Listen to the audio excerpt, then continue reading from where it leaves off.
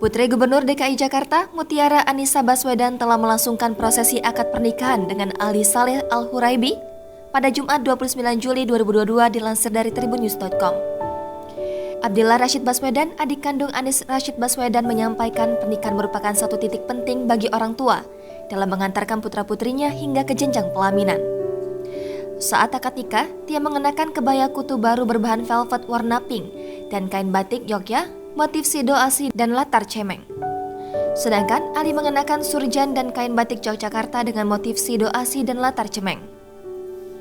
Menurutnya, pakaian adat Jawa atau Yogyakarta juga digunakan Anies Baswedan dan Ferry Farhati pada saat melangsungkan akad nikah pada 11 Mei 1996. Anies Baswedan dan Ferry Farhati dipertemukan di kampus Biru, Universitas Gadjah Mada. Anies di Fakultas Ekonomi, sedangkan Ferry di Fakultas Psikologi. Sementara itu, Tia dan Ali dipertemukan di kampus Universitas Indonesia. Tia dari Fakultas Hukum, sedangkan Ali dari Fakultas Kedokteran.